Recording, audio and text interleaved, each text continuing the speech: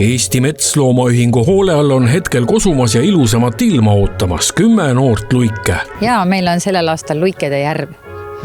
Miks neid nii palju sellel aastal? Eks see linnugripp on väga tugevalt oma töö ära teinud ja millegi tõttu on need noored jäänud ilma vanemateta ja jäänud hätta, et on neid pidanud siis Päästeamet päästma välja rüsijääst ja nad ei saa ise endaga hakkama. Kus kohast need luiged, kes siin on, neid on 10 tükki kokku, et kus kohast need pärit on?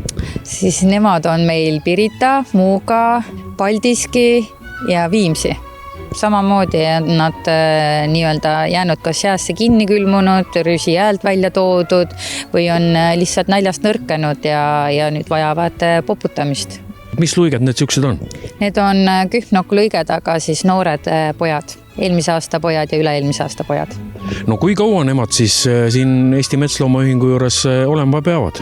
No nüüd nad võiksid juba minna, et nüüd me oleme õue ära kolinud, ennem nad olid meil siseruumis, aga nüüd oleks aeg, et võiksid minema hakata, et hetkel tõime nad vee peale, et saaksid ennast pesta, puhastada ja siis minna, et nagu näed, siis võrku peal ei ole ja saavad vabalt minna, et hetkel nad lihtsalt naudivad seda, et nad saavad veel süüa. Nii-öelda priileiva peal? Jah, just priileiva peal on nad. No need luiged 10 tükki siin, et need vist söövad päris palju, need söövad vaeseks ju. Ja, need söövad meid vaeseks, aga me toimime ainult annetustena ja kui annetustest jääb puudu, tuleb ise juurde panna, et muidkui riivime siin porgandit ja saavad oma krõbinad ka kätte, aga jah, riigi tuge meil kahjuks ei ole.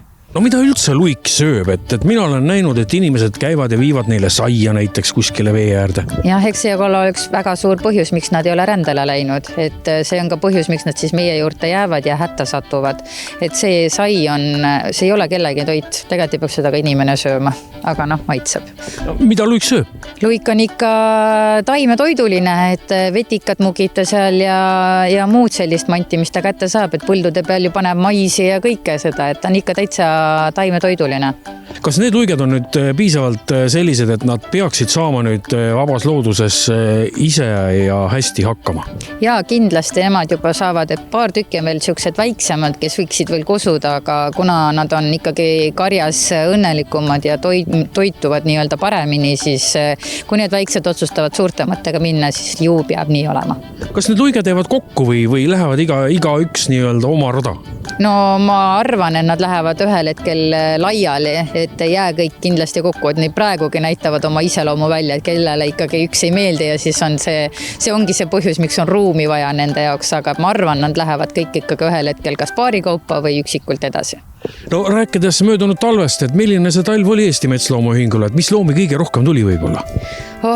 Talv oli väga raske, metskitsedega oli väga-väga palju tööd, luikedega oli meeletult tööd ja muidugi üles ärganud siilid või välja kaevatud siilid. Kas kurgesid ka oli? Ikka olid, valged toonekured olid meil samamoodi üle talve, hallhaigrud, siis hõbehaigur, et patsiente oli väga palju sellel talvel, aga õnneks on juba kevad. Õnneks kevad ja saab rahulikumalt hingata? Ei saa, kohe hakkavad beebibuum pihta ja siis hakkab jälle see veel pisemad patsiendid tulevad, et selles mõttes meie ei saa puhata, aga loodus on selles mõttes veidi kergem, elektriarvete pealt me võidame.